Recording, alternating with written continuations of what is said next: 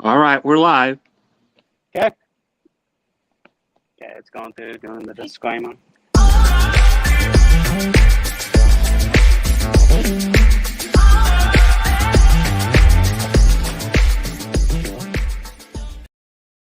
Good boy. Yeah, it's got a 30-second timer.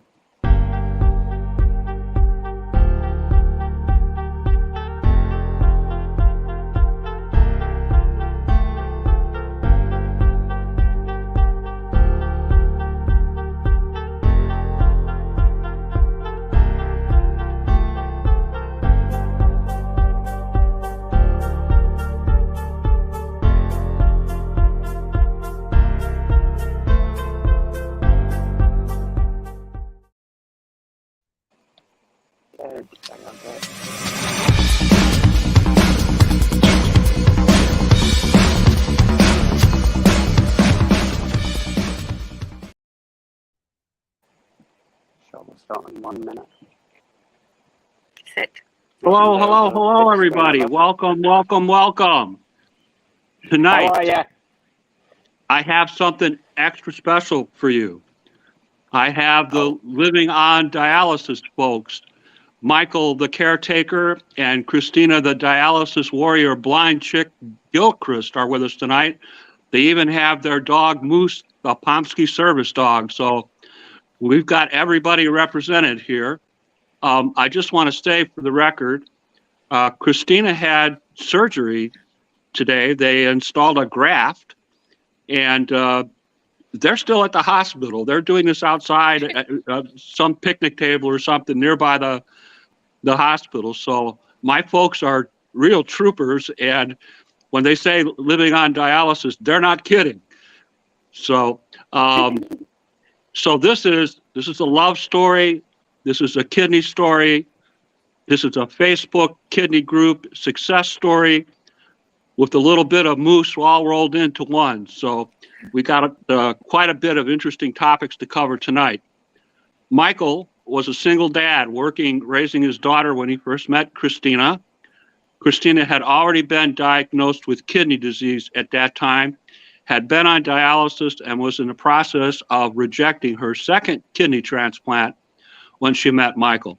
Now, most of us would have run and hid, but instead, Michael embraced Christina, and he's had some prior experience with this. We'll talk about that in his role as a caretaker. After Christina had several setbacks, and after several in-center hemodialysis sessions, she was placed on PD. The couple became very active in activities away from dialysis, and the seeds were then planted for what would eventually become Living on Dialysis, their extremely successful Facebook group, emphasizing that your life is not entirely about dialysis, but the life you can lead in spite of dialysis. Christina, even tonight, has proven to be very, very, very, very resilient in the face of many challenges related to kidney disease, including toxemia, resulting in kidney failure and blindness, and abdominal adhesions that still cause her pain and discomfort. At one point in time, doctors told her that she could not go on home hemodialysis. But the caretaker, now he says he went behind her back, the caretaker stepped in and made her dreams of home hemo come true. They have been successful in this, as Michael takes care of her most nights, except for recently, when she took a girls-only trip to Las Vegas, dialyzing on the road and taking Moose, the Pomsky service dog, with her, who had graduated from obedience school and now is a big help to her. She and Michael, the caretaker, currently run one of the most successful and fastest growing Facebook kidney groups, Living on Dialysis. Christina is currently listed at the University of Utah for a kidney transplant. So please share this broadcast to help out. All the things that we're going to discuss tonight, there are links in the comments with photographs and everything that you can see about our friends and about what's going on with Michael and Christina. So please give a warm Kidney Stories welcome to two of the greatest kidney heroes we've ever had on this show. Wow. Michael the Caretaker and Christina the Dialysis Warrior Blind Chick Gilchrist are with us tonight. Jim, get it right. All right. So how are you guys doing tonight? We're good. Good. She just got out of surgery. She's one tough woman. And she just got discharged like 2 minutes ago. Unbelievable. So, I know. She's the only person I know that can have to show the arm. go under the knife and They did a block, and so they numbed my entire arm, so I can't feel it at all. Oh, I'm telling you. Did I get everything right in the introduction? Did I state everything correctly? Yeah, I think so. Yeah, it pretty much covered it. You probably praised us a little too much, though. Right. Yeah. Okay. You know, well, you're giving us a lot of credit. So, but that's awesome. I'm excited about you guys being here. I'm almost as excited as the day you decided to make me an admin in your group. I'm very pleased to be, part of the success story. So let's start, ladies first. Let's start with Christina. Tell us a little bit about how and where you grew up, your educational experience, and your employment history. Okay, so I grew up in a town in Utah, well, a city. It's called Sunset. I lived there until I was in 8th grade, and then my family moved to Roy, and we stayed put there. And I currently live in Roy. I have 8 siblings. I have 3 sisters and 5 brothers, so we had a lot of chaos in the house growing up. And I found out I had a kidney disease when I was 12 years old, and it was very minor and wasn't supposed to be a big deal at that point. But I grew up in a loving family. I did cheerleading. It was kind of my thing, and I kind of did everything they'd let me do. Oh, wow. Excellent. Excellent. Michael, tell us a little bit about how and where you grew up, your educational experience, and your employment history.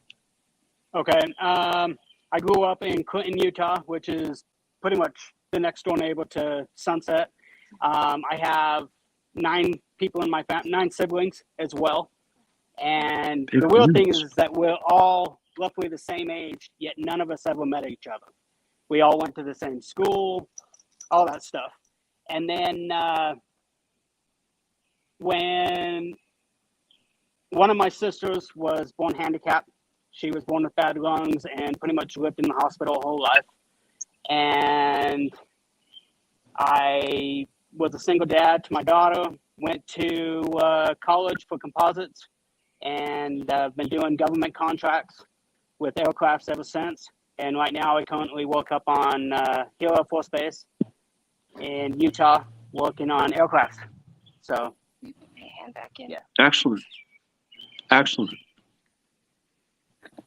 I understand from what you've told me before that, and again tonight, you were a single father raising your daughter. Do you pronounce that Mercedes? Is that how you pronounce her name?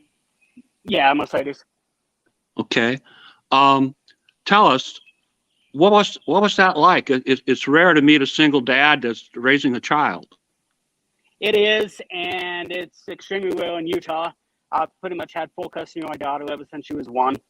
And that's basically just what I ended up doing was I had to step up, take care of her.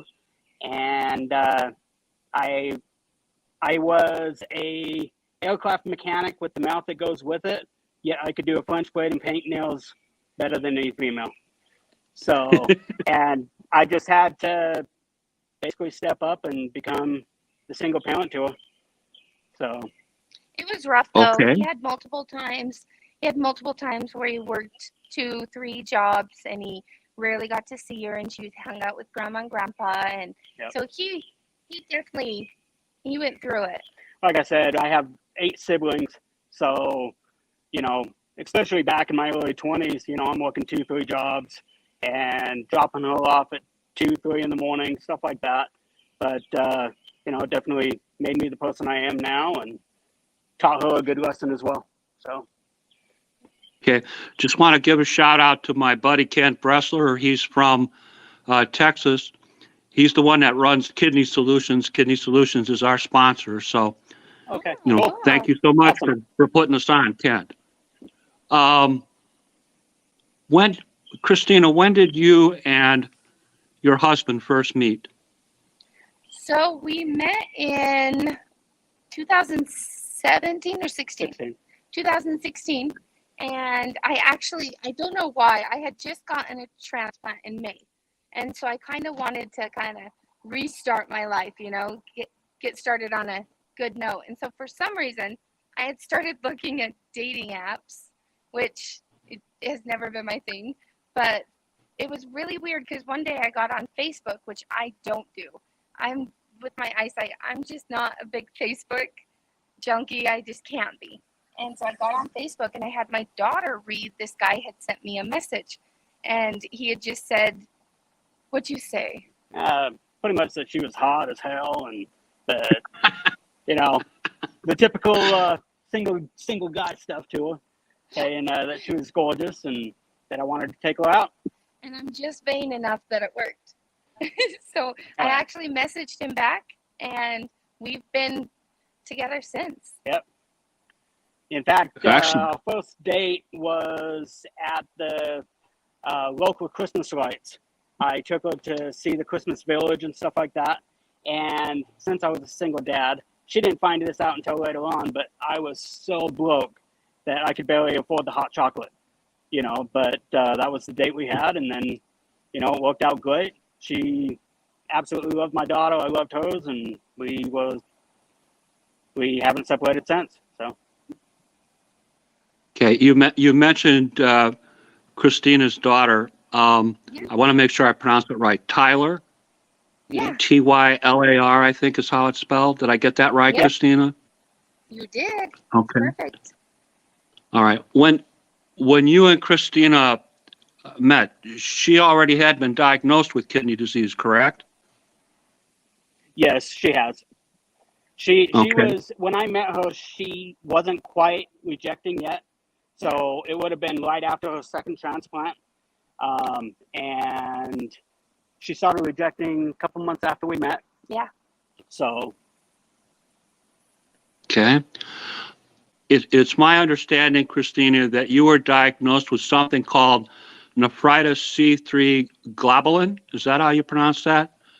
It's That basically globin. stayed dormant until Tyler was born. Can you tell us what that's all about? So we actually have found out recently that it's not C3 globin. It's something similar, but I actually was able to get the testing done and it ruled out the C3 globin. So we don't know what it is exactly now, but I got diagnosed when I was 12 and it was very, very minor. And when I was pregnant with Tyler, I got the toxemia or preeclampsia and I had seizures. And so that's where I burst my retina and my optic nerve in both eyes. They just exploded. So there's no fixing my vision. I have no central vision. And I also, the hypertension, which we all know this, high blood pressure, just kicked my disease in and it just destroyed my kidneys. So it all kind of happened at once. And then, of course, my little girl was born early. She was born at 30 weeks. So she was 3 pounds, 12 ounces. And she actually got life flighted a week after she was born to a hospital, Primary Children's in Salt Lake City. And so I only got to see her once before she was life flighted. And then I didn't see her again for a couple months. Okay. There we are. I'm sorry. Trying That's to okay. post comments and ask questions at the same time. Yeah, and when it comes to the nephritis C3 globin, that's the closest thing that they can recognize it with. And there's some testing that they've mentioned that we can do to get the final stuff, but it's Genetic isn't type covered by testing? insurance, and of course it's expensive. So I think, yeah, you wrote me and told me it's like $1 million. yeah, Yeah, it's last I heard insane. it was like 2.6 or something like that. It's some stupid number, and of course, you know, who is going to be able to do that? So that's one of the reasons we were hoping to get out as much as we could, because, you know, that's why we went to U of U, to get some more opinions from different doctors, because they just don't really know what to do with her on the next transplant. You know, we're hoping she definitely has another one in her, but they don't really know if she's going to reject, if she's going to keep it. Exactly. You know, fingers crossed, but we just want to get more opinions. That's why we went over to U of U as well. Okay. When were you guys married? Let's go with Christina on this one. Okay, we were married on leap year, so it was February 29th of 2020, and it was actually like a week before COVID exploded. So we were super lucky that we actually got to have our wedding, and we have not celebrated it yet because Michael is silly, and he says that we can only celebrate it every 4 years. That's right. Save money right there. Well, I'll say one thing for Michael. He's got rules. He follows them. That's right. Yeah, he does. Yep. Now, Christina, you mentioned that you had preeclampsia, you had toxemia, and that this in turn caused your blood vessels in your eyes to burst. It left you totally blind for a couple of months. Your pregnancy, your child was delivered early. It's my understanding that your child was okay. Is that correct? She is okay now. She was actually born without her intestines. So they life flighted her down to another hospital. They went in and gave her a colostomy bag, and she had that colostomy bag for 6 months. And then after that, they went back in, and her intestines had grown. So they had to cut out some parts, but they had grown and reconnected, and she's great. She's a butthead, but she can be great at times. She is also a type 1 diabetic. She got diagnosed when she was 11. Okay. So that's an interesting turn of events for us. Okay. Let's talk about the current state of your vision, Christina. Okay, so yeah, go ahead and describe, what your vision is currently like. Okay, so I was initially completely blind for the 6 months, and that's because my veins had bled out into my eyes, and so that was all blocking. And so after about a 6-month treatment of eye treatment, then it started clearing up. And they said that I would have a year. If it didn't clear up all the way within a year, it would be permanent. And so it started clearing up from the outside in, but it always stayed blurry. And now, I always say, like, if you look directly at the sun, you get that black spot. I have that, but it's just bigger. Okay, but you have good side vision, a dot for your middle vision, and I read that you described it as it's like being underwater. Yes. Okay. Yep. And I always used to say it made dating really easy because everyone was attractive.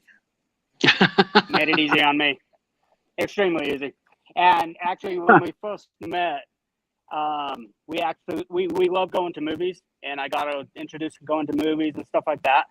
And what I thought was the best seat is the back seat, on the very back, where you can see everything, hear everything. And we went on dates to movies for like 6 months until I finally saw her just gazing off, and I'm like, "You don't like this one?" She's like, "I can't see it." I'm like, "Oh, well, hell, why didn't you say something 6 months ago?" So now we have a certain seat right in the very front where we go and watch movies every week. We actually just saw Jurassic Park yesterday. So excellent. I was going to ask about that because I noticed that you guys have been to see Top Gun Maverick and a couple of flicks for children, and you're pretty active at the movies still, aren't you? We actually have a group of friends, and where we go to the movies at, they have an A-list package, and so you get up to 3 movies a week. And so we have a group of 6 of us that every Wednesday night we all go see a movie together no matter what. And then you can go see extra ones too on your own if you want to. Oh, It, excellent. it was my way of making sure that we had family time. You know, with the kids getting older, and you know, we got to where we just weren't seeing them at all. So no matter what, every Wednesday you drop everything, and we go see a movie, and that became our family day. And then our friends got introduced to it, and their kids, and it kind of became a party for Wednesdays now. So Okay. So you're It's my invited if you want to come. Okay. It's my understanding, Christina, that when you first started dialysis, it was in-center hemodialysis. Approximately when was it that you started, and how long did it last? So the Your very first time. The very first time I started, I had a new fistula, and my big brother Brian, was going to give me a kidney. So we had the date scheduled. So we were trying to avoid dialysis, but we missed it by a couple weeks. So I only did about 2 or 3 weeks of dialysis before my first transplant. But then when that transplant rejected, I did about 5 years in center, and it was brutal. Okay. The kidney from your brother, the first transplant, how long did that last, Christina? We got about 3.5 years out of it. I actually had to have it removed because when my body rejected it, it rejected it. So we had to go in and have a nephrectomy and have it taken out. Okay. Approximately when did the transplant take place? When did it reject? So on December 9th, 2008 is the transplant date. And it rejected. I knew we were rejecting within about a year and a half. That's when kind of the lab started looking funky, and it was like, oh no. And so we were trying to use more of the, what are the blockers? More of the medication just to try to kill my what's the word I'm looking for? My immune system. There it is. Yeah, so we're trying to kill my immune system. get over here.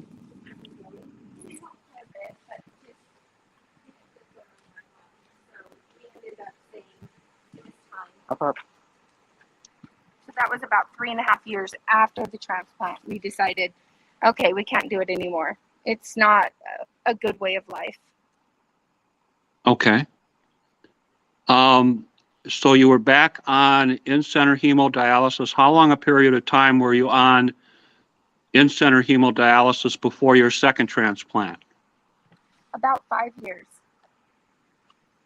And during that 5 years, I was a single mom. My daughter's dad, he lives out of state, and so he rarely sees her. And so I would do dialysis in center, and I would come home and feel like I was just needed to hit the bed, and I still made dinner. I still took my daughter to the park because I knew she needed those memories. And so I think that's why now I'm okay pushing myself the way I do, because I pushed myself so hard because I didn't want her ever to think she didn't get the upbringing that other kids had. Okay. Christina, have you been on prednisone this whole period of time? No. So when I rejected for the second time, we went, well, first and second time, we went really high dose steroids. And I don't know exactly what it's called, but I call it FFS, and it's fat face syndrome. But your face swells because you're taking so many steroids. And so for a while there, when my daughter was in second grade, I went to her class to volunteer, and we were making Christmas little boxes. And a little girl came up to me and she says, "I like your face." And I was like, "Okay, yeah, thanks." And she goes, "Is it hard or soft?" And I was like, "Well, it's just a face." And she was like, "Well, I like your face." And then she goes, "You look like Mrs. Claus." And she ran.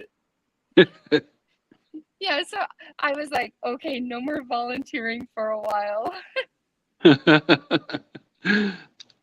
When did you have your second transplant, Christina? It was May 17th of 2016. And this was from a deceased donor this time? Yes, it actually got flown in from out of state because my antibodies are super high. Having had a transplant before, your body builds a lot more antibodies. So my match was super rare. So I got really, really lucky. Okay. How long did this kidney last before rejection? So it was really good for about 9, 10 months. And that's when all the signs started happening from the first transplant. So at that time, I sat down with all the transplant team and we decided to kind of go a little risky and test some medications. So I would go in and do infusions 3 times a week. I got chemo treatments. How much was the one infusion? It was like $256,000 every single time we did it. This is when I was roughly in the picture. You know, we were dating at this time. It was getting serious. So like every Wednesday, we would do basically kidney time, where we would take her to the hospital. She would do infusions, and that was the time that we would spend talking and joking. And we have a thing. Anytime she goes in the hospital, we put on comedians, and we just blast it in the room. And people that come in, they can listen to it or ignore it. But we got comedians going. We got them, you know, and it's basically just to get her laughing and in a good mood. But they gave her chemo treatments. Like I said, one of them was this god awful amount. Watching insurance bills come in at that time was jaw dropping for me. Of seeing, well, it's one bill and it's like $3 million, and I'm like, oh my gosh, you know. And of course, you know, that's not what she pays, but just the fact that one little bottle can cost that much is just obscene. Yep. And she did plasmapheresis as well to try to save the kidney.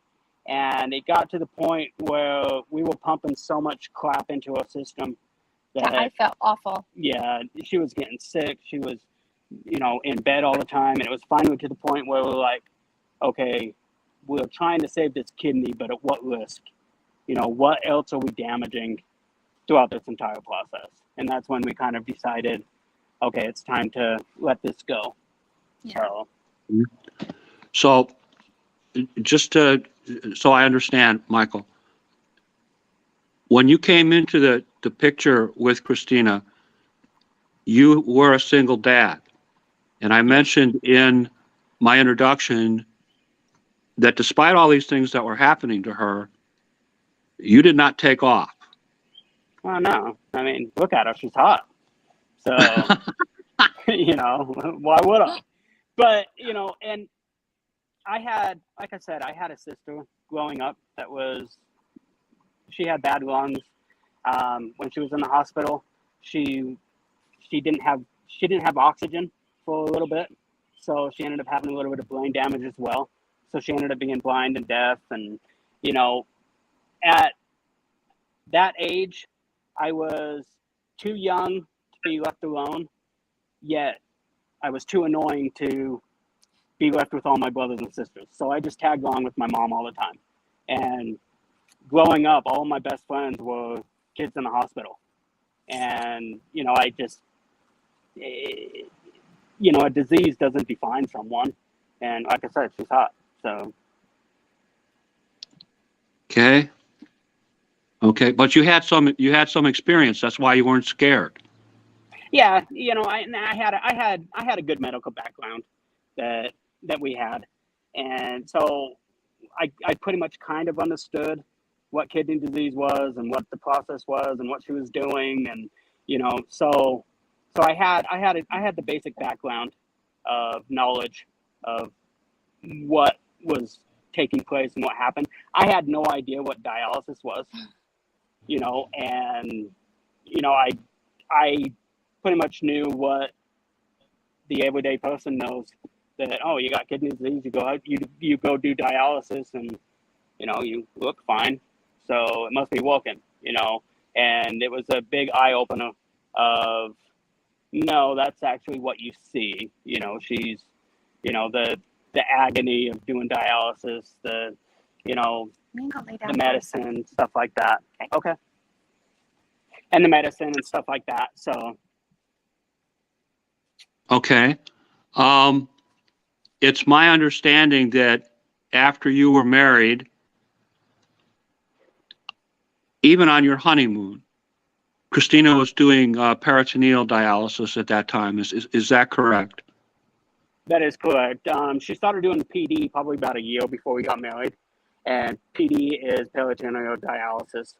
And the reason we chose that one was it was easiest for her to do with her site. She pretty much did all of the treatments herself. And, you know, I would help set up and stuff like that. But when it comes to dialysis, I try to push PD probably as the first one, just because it's the ease of it. And like I said, we got married. We went and did dialysis during our honeymoon. And so, yeah. Okay. This is when you began to discover your talents as the caretaker. Can you please discuss that with us? What kinds of things did you do then? What kind of things do you do now to help take care of Christina? Okay, well, like I said, doing PD, there was minimal caretaking. You know, I would take her to appointments. I would set up the machine. I would work the alarms. But with PD, she was able to perform a majority of it. And there'll be times where she didn't feel good, and I would step in and I'd take care of treatment. Usually what would happen is she would set herself up, and before I go to work, I'd go to work at 4:35 in the morning, and I would disconnect her, get everything taken care of, take her stats, and head off to work. So, and when it comes to caretaking, you know, it comes easy when you love someone. You know, she's my wife, and that's just what I'm going to do. You know, there's a saying where I don't deserve you at your sickest, then I don't deserve you at your healthiest. So. Okay. I read something that you posted about dialysis burritos. That there's certain equipment and medicines that you kind of wrap up together. Can you talk to us a little bit about that? Yeah, that's more on the home hemo side. She ended up rejecting PD, and so she started doing home hemo, and home hemo is a lot more in the depth, and that's where my caretaking comes in a lot more. And the burritos I have OCD really bad. And when it comes to dialysis, that's actually extremely good because of all the details you have to take care of, all the stats you have to take care of. And I started making these burritos because there would be days that I'd come home from work, you know, after doing 9 hours in a hot hangar, you're tired as hell, and you're not thinking correct. And these would help me make sure that everything was set up. You know, I had notes for step-by-step directions because there were plenty of times that I messed up. And pretty much I use every mess up as a learning opportunity to never do it again, you know. And like I said, the pre-treatment burritos is every single thing that I need to connect her to dialysis. And then the post-treatment burritos is the same thing, but to disconnect all of dialysis and to disconnect safely and not have to run across the room and get something else. It has every single thing that I need right there. Okay. Mike, I read that on or about April 27th, you had surgery and Christina took care of you. Something about a hiatal hernia, I think? Yeah, I had surgery just 6 weeks ago. 6 or 7 weeks ago, and yeah, it was a hiatal hernia, and you know, I had a little panic attack of, you know, what if I can't take care of her? But that's part of being in the marriage relationship is she wanted to take care of me as well, you know, and during that time, we actually had a friend that wanted to learn how to do dialysis, and she came in came and helped run treatment, watched the stats, stuff like that, and which was amazing. So. Okay, so I had a little help. When Christina was on PD, it's my understanding that you guys were doing a lot more activities than you had in the past. Can you describe for me the kinds of activities that you were doing while Christina was on peritoneal dialysis? One thing that I made sure that we could do was absolutely everything. Absolutely everything. Anything she wanted to do, we made happen. We have some property up in the mountains. She wants to go camping, we go camping. I have solar panels that would run the machine. Now, home hemo takes a little bit more power, so it needs additional generators that I need to run, which the same thing goes with home hemo. Anything she wants to do, we will make happen. PD is a little bit easier because the weight of the machine and the amount of supplies is not as much.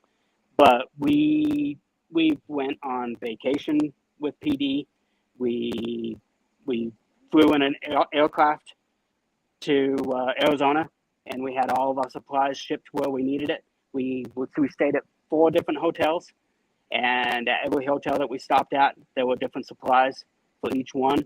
And that, again, that's when my OCD kicks in really good, is making sure that every single thing is delivered and there. I tell people that you can do absolutely anything you want on dialysis. It just takes a little bit more of additional planning. You know, where I can't just wake up one day and say, hey, let's go do this. You know, it probably take a couple of days in planning and packing and making sure that you have the supplies. But I made it a goal that anything that she wanted to do, we'd do it.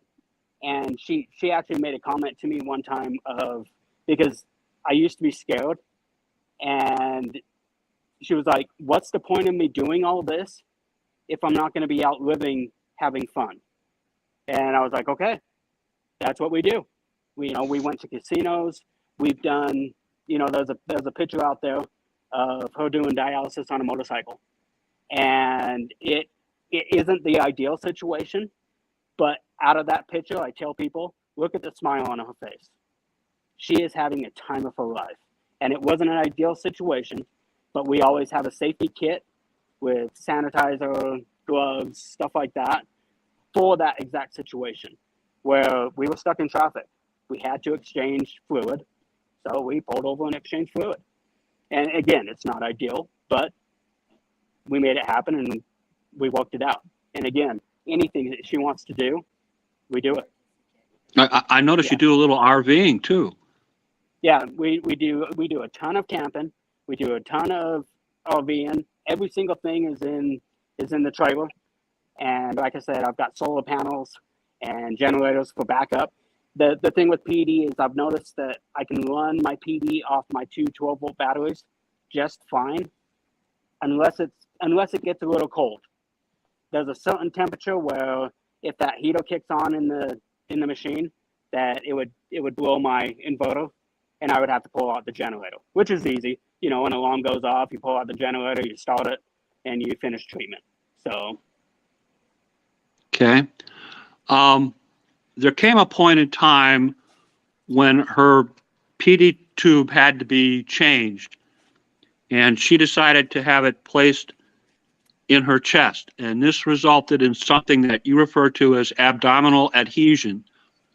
Can you please tell us what happened? Yeah, she had PD for about 3 years, stomach catheter. And the weird thing is right after she had that tube placed, we were informed that you could have it coming out of the chest. And we were like, why did nobody tell us this? We just pretty much assumed that, oh, okay, it just comes out the stomach, not knowing we had other options. So we always told ourselves if we ever had it placed again, that we would do a chest catheter. Well, we didn't know at this time why exactly her tube was being pushed out of her stomach, but it just started coming out a little bit. So we had to have it replaced. And during that time is when we decided to have the chest placement catheter. And the reason we decided on that was with her limited sight, having the connection right here, right by her eyes, was just ideal. And again, not many people talk about it, but people say that it's more sanitary up there. For a woman, you just take the tube and put it in your bra. And especially, I'm a huge advocate for the chest PD because she's young, she loves swimming, and you can submerge a lot more with a chest catheter PD. And with her clothing, you know, she said that she was a previous cheerleader and she's got the clothings and all that stuff to prove it. She's just hip as hell. And, you know, she loves wearing skinny jeans and stuff like that. And I make a reference on PD for we critique the clothes that we wear more than the surgeries that we have. You know, and I tell people, you try on your shoes a lot more than you trust the surgeon just to place a device in your body. You know, ask that surgeon where he's going to put that. And I tell people, get a Sharpie, have that surgeon put exactly where it's going to come out. And then you go and, you know, walk around. See if your jeans are going to rub on that. See if, you know, just little things of bending over. Is it going to pinch you?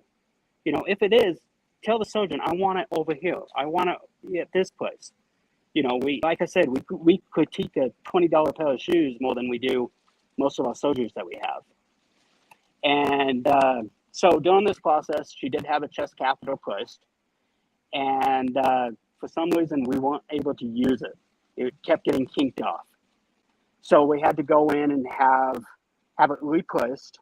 And that's when we found out that she had a thing called abdominal adhesion.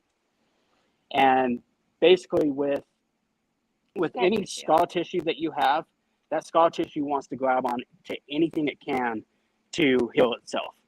And, you know, with, you know, PD dialysis patients, they usually have a ton of stomach surgeries and stuff like that. And they place the kidneys in the front. So, I mean, they just have a ton of scar tissue. And the easiest way I explain it is when you pull plastic wrap off the roll and it kind of all comes together, that's what her scar tissue is doing on the inside of her stomach. And every time she moves, it kind of rips apart a little bit. But she had her PD catheter placed again, and almost within a couple hours, it was kinked off again because of her abdominal adhesions. And then that's when we finally found out that she wasn't able to do PD anymore. And so we had to make the decision to pull the tube, and that's when she started doing in-center again. Okay. It's my understanding, Christina, with the abdominal adhesions, there is no cure, and that the pain, in fact, never really goes away. Is that a correct understanding? Yes, it is. I have a massager that I try to massage my intestines every day to kind of stop them from sticking together as much. But yeah, it will never go away, and I'll always have some part of my intestines hurting. Okay. Christina, it's my understanding that when you went back on in-center hemodialysis, you were none too pleased about that. Can you talk to us about how you felt? Well, I know what in-center feels like, and so I was adamant, we need to go home. We need to go home. We need to do this home hemo. And so I was actually, and I got back just like everybody else where you're drained. I wasn't going to the gym anymore. I wasn't going out and playing with my puppy, you know. I was just being that stuck sick girl in my bed. And so I was really adamant about we need to push this through, like now. Okay. It's my understanding, Michael, that you guys had a conversation with your doctor about Christina going on home hemodialysis, and initially that was rejected. How did the two of you feel about that? She was absolutely devastated. You know, doing in-center dialysis, maybe for some people, it is not for her. She absolutely hates it. She would do dialysis, come home, sleep all day. She was miserable just to do dialysis again. And then you have that long weekend where, you just feel like absolute crap. You have toxins just flowing through your body. And nobody is meant to have that many toxins for that many days in their body. And there were discussions about whether she wanted to continue dialysis through an in-center. I mean, it was that bad. And when the doctors basically told her, you can't do home hemo because you have a central port, that's basically where I tell people, I went behind her back and I went and talked to the doctors, and I'm like, wait a minute. We all know Christina has over 20 years of experience when it comes to PD or when it comes to dialysis. We know the risks, we want to do it. And I honestly don't think the doctor really knew that it was Christina asking the question for home hemo. I think she just heard central port, nope, not home hemo right now. And that is a typical response until they heard the name Christina and like, oh yeah, let's do it. So it was more just voicing up and saying why. And they got the question answered, and we were scheduled to do home hemo. And at that time, I had decided I have a right fistula that's tied off in my in this arm, right in the crook of my elbow, and I had decided that I did not want to go to my left arm yet, because I'm 40. I got more time in me, so I got to save that arm for other fistulas or other grafts. And so at that time, I had been shopping doctors, and I had gone to about 5, 6 of them in my local area, and they all said, we'll put a fistula in your left arm. That's all we can do. So I kept looking until I actually, today, I found a doctor. His name's Dr. Beck, and he's at St. Mark's Hospital. And I sat down and talked to him, and I said, hey, I want to save this arm for later. And he says, that's so smart. And so he went through it with me, and we came up with a plan. And we ended up getting it in the right arm. So I had to push, and I had to go to quite a few doctors, but ultimately this is what was best for me in my situation. So I had to make it work. That's the main thing, is being your own advocate. If somebody the lesson of being your best own advocate, correct? Absolutely. Okay. I have in my notes that there was a very unusual truck ride to the emergency room during this period of time. You guys want to tell me about that? Yeah. On you. Well, this was in between the process of stopping PD and starting in-center. And finding out about the abdominal adhesions. Finding out about the abdominal adhesions and this whole time. So what ended up being PD was not being effective. So she was building up some toxins in her body that were just ridiculous. And there was just one night where she kind of rolled over and she said, I need to go to the hospital. And then just started pretty much screaming in pain. She had the abdominal adhesions. Dialysis was not working. And I remember picking her up and yelling for Tyler to run out to the truck with us. And I went and put her in. I actually bought a GMC Sierra. It was a 2019, it's pretty much my dream truck that I've wanted. And I definitely learned how well that thing performs. I won't say exactly how fast I went, but the toll booth worker has said he's never seen a truck turn like that or blast past his toll booth. So we got to the hospital extremely fast. And we found out that it was a lot of the toxins and fluid around her heart. So she was basically having a heart attack. And, we joke a lot about that day, but it was extremely scary. On the way there, she was, recording on my phone last rites. She felt like she was dying. And when we got to the hospital, she called.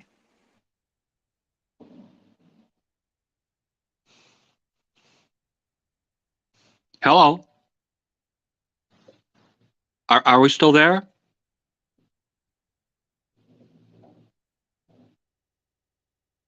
Mike, can you hear me? that it was building up in her body. And the bad thing is that was during the peak of COVID, and we all experienced COVID in a different way. And I worked in a hangar for the government. There was lots of closing down and stuff like that, and it never really affected us 100% until she was sent home. She was sent home from the hospital because the hospitals were full. And believe what you want, do what you want. My wife, with two tubes hanging out of her chest, was sent home from the hospital. And basically we just went home to do pain maintenance. And like I said, we joke about it now, but it was an extremely serious time where everybody wanted me to take her to different hospitals, stuff like that. And she just wanted to go home. She wanted to go home and be in her bed. And we didn't know what was going to happen that night. And that's when we had to push dialysis. And because we didn't realize, she went so long between PD and in center that I don't think she totally realized what the situation was. Yeah, we've got a helicopter landing, so it's a little bit loud, just so you know. But that's when we pushed for home hemo. And that's when we found out that she wasn't a candidate for home hemo because of a central port. And that's when I jumped in and said, wait a minute, we all going to do home hemo. We just have to make it happen. So. Okay. So as you like to put it, you had a conversation with her physicians when she was not present.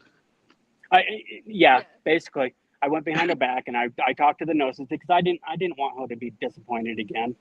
Nobody wants to be told no again. And I wanted a second opinion. I wanted to be, I don't want to say I went and puffed my chest out at him, but I did a little bit. I'm like, okay, tell me why. Tell me why. Of all people, Christina, we know the risks. We hooked up dialysis on a motorcycle. We know the risks. We know what we need to do. And again, once they were addressed with, asking why again, it was, you know what, why don't we? So then that's when we scheduled home hemo and got the process started. Talk to me about the adjustments that had to be made after Christina started home hemo. I'll push this one at Chris. Okay, so first of all, we had to get trained. And so the only time you can be trained is during the day. So of course, Michael works weekdays all week long. And so he stepped up and went to night shift. So he did night shift, and then he would get up bright and early in the morning. Actually, I think there were days he didn't sleep at all after he got home and took us to the meeting. We'd go and do 4-hour meeting, learning all of the system and everything.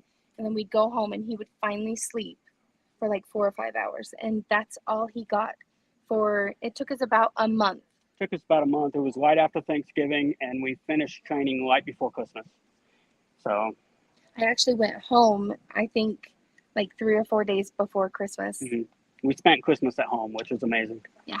So, and then during that time, if you're familiar with my site, that is when she got the amazing wall of dialysis advent calendar.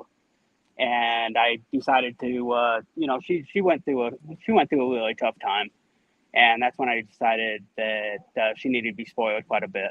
So I did a advent wall, but used dialysis boxes, and it was the size of our living room wall. And every day after training, she would come home, she'd either punch open a box and open a gift. So it was a blast. Wow. Wow.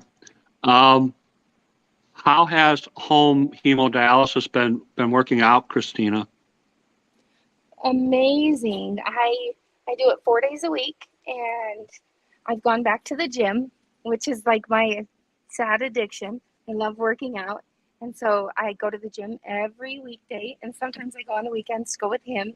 Sometimes I'll do 2 a days, which is crazy, but I can go right after doing dialysis. I feel that good. It's amazing to me. And I know that in my situation, I've never had a really functional kidney. I haven't had one for 18 years because even my transplants, they never got to where it was a beautiful kidney. You know, it just, my body was just too aggressive. So for me, I'm not sure if it's because of what I've been through, but I think I feel like I have a kidney, which is shocking, but in my body that I feel better than I have since all this originally started. And that's what I tell people is anytime you can dialyze more, you're going to feel better. Mm-hmm. You know, that's kind of why I push PD. PD, you're doing it every single day. And if it works, it's amazing. And I know it works for some people I know one person that's been doing it for over 20 years. Mm-hmm. And so when it's effective, it is extremely effective. And same with home hemo. You know, if there's days where she's not feeling good, we do another treatment. Mm-hmm.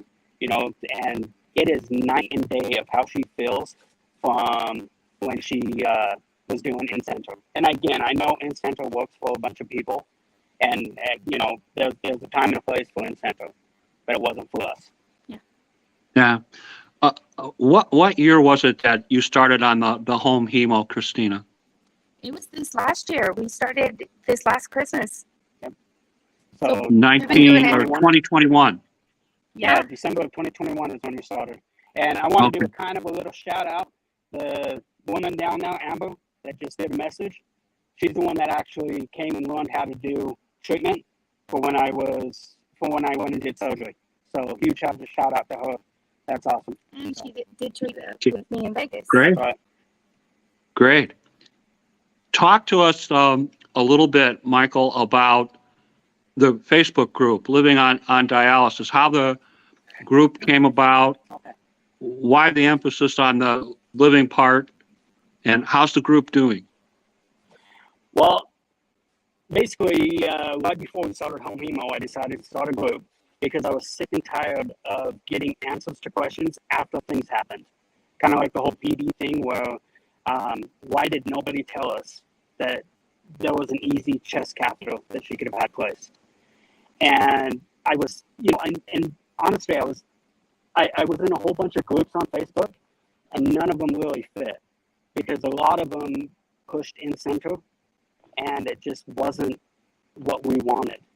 And a lot of the older generation, they think in-center is the only one that you can do. And when I try to explain to them, no, you can go camping.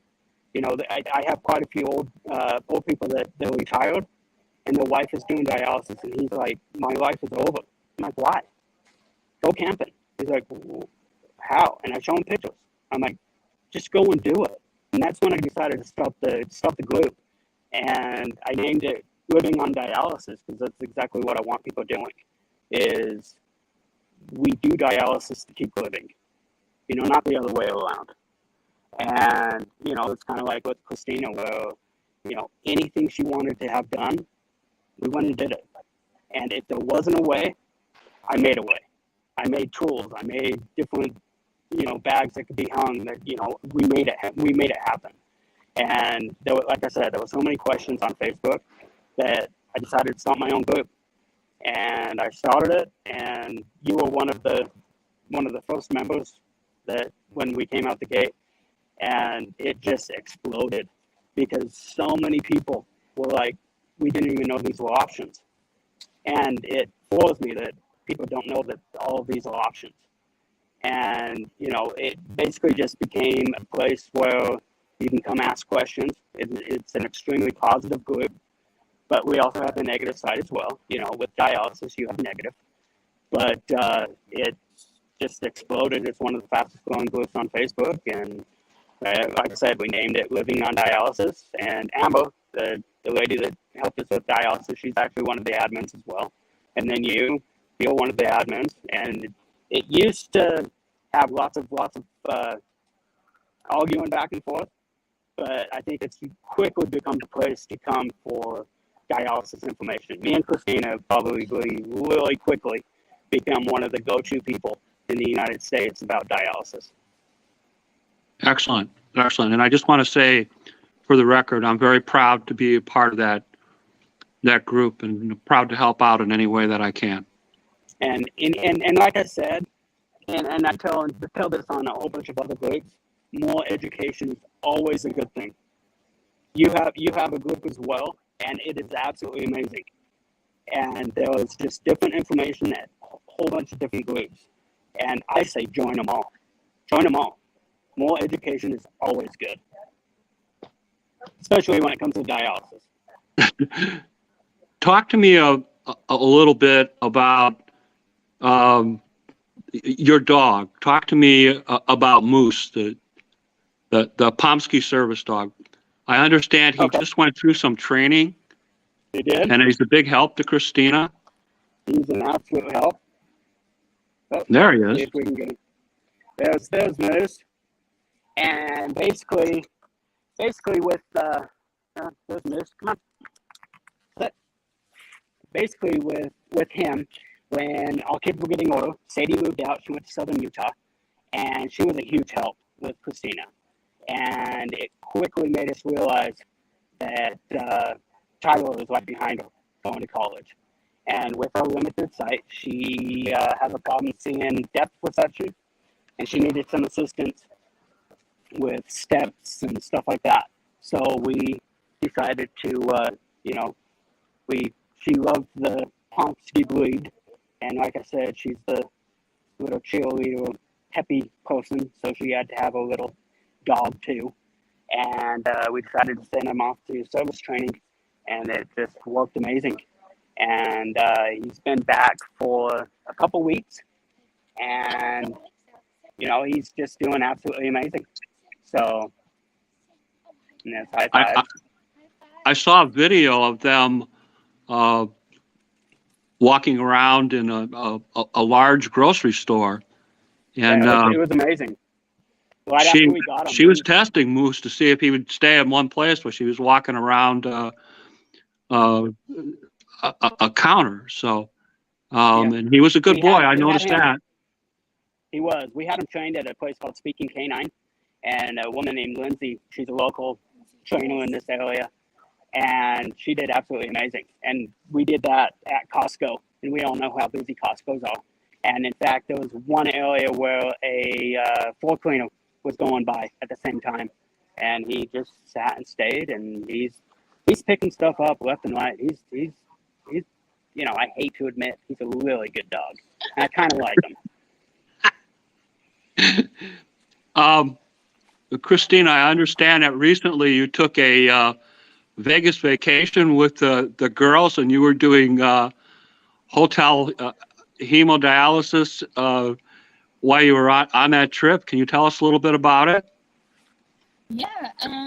So we talked to my center, my dialysis center, and they got me a case that I could put the machine in, and it has wheels, so it's just like luggage. And we put that in the car. Mike got all our supplies and set them all up for us, and put them in a what was the box called? Do not die in a vacation kit. Yeah, he wrote that on the box, just to make sure And, we followed it. No, it was the no die kit. So it was amazing. We set everything up and we got everything going. We did. I ruined a saline bag, so I had to go to a near center at Fresenius Clinic. They're amazing, and they gave me a couple of saline bags. Yeah, we had to call a whole bunch of clinics down in Vegas to locate some more saline. If there was one thing I learned from this trip was always double what you think you're going to use. So I thought she'd be fine with 2 treatments. And no, we had an issue where she had to clamp off, and she popped one bag. And so we had to call numerous centers down there. And there's actually Sam and Tracy, what's the name? Trevino for the urine inspiration. I actually reached out to the wife of Sam and was like, hey, can you help me locate some supplies? And luckily, we didn't have to have her do that, but we found some.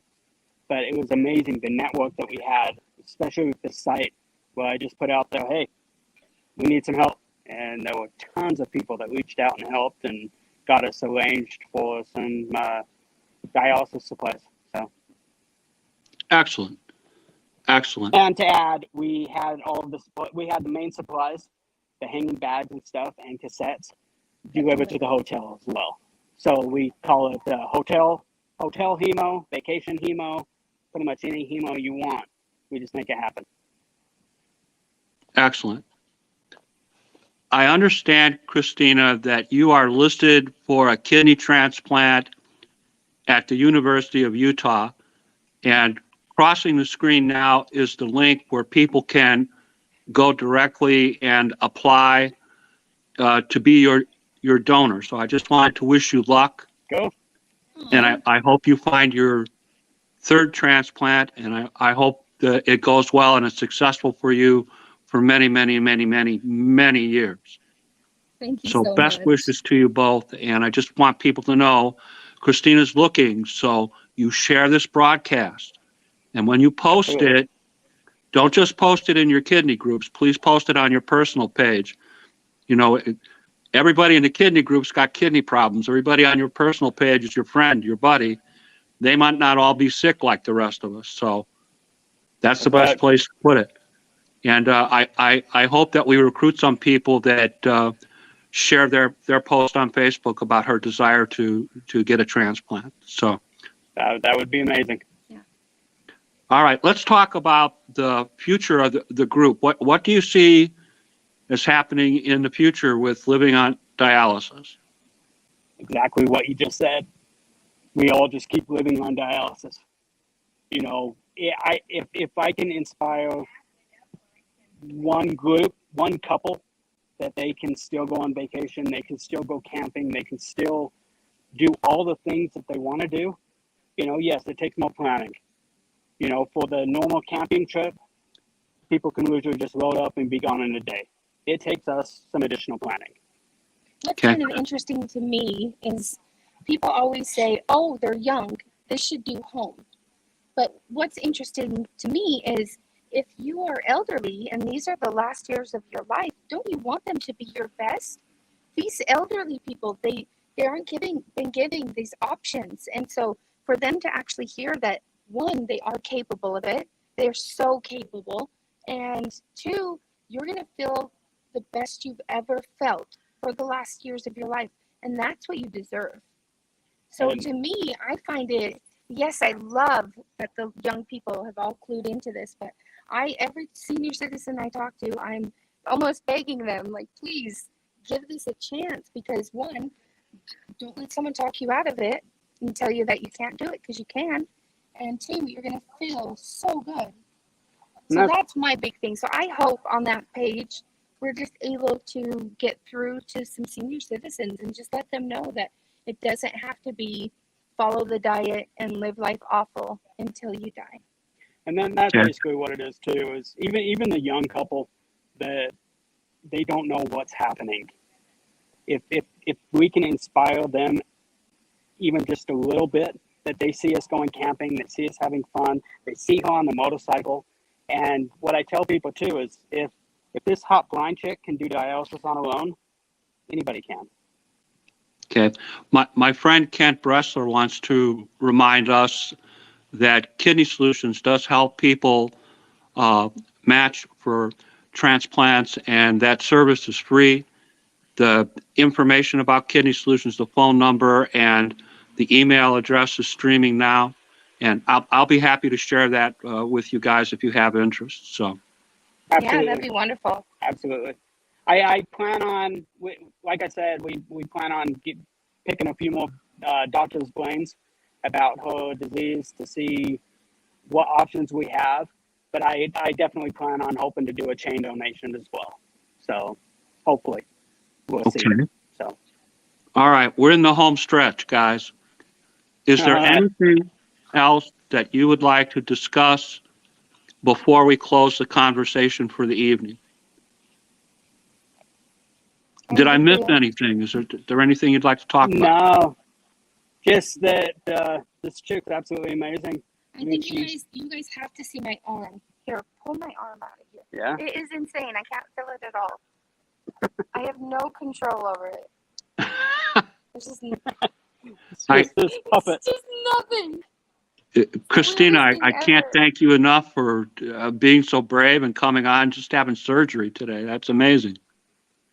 Just, That's the biggest Michael inspiration. told me, the caretaker told me, he said, Christina's done things that have amazed him. So I guess we're both a Absolutely. little bit in shock tonight that you're here, but we're glad to see you. I truly want to let every person know that they don't have to be alone in this process.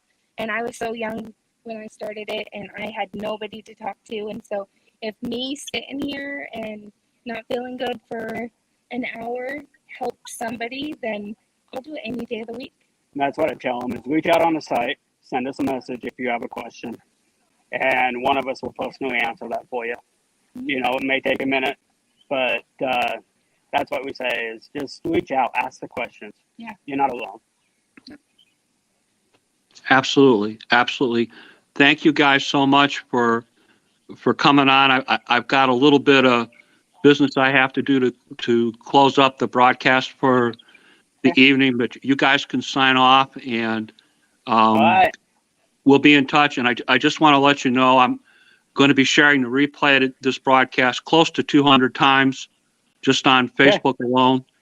So we're going to get I'll the be word right out there behind you. for you guys, and hopefully we'll get some views. So Okay. you guys have a good Thank you, evening, Jim. and thank you so very much.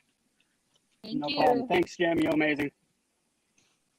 Thank you for helping to educate us. All right, my friends. That's our broadcast for tonight.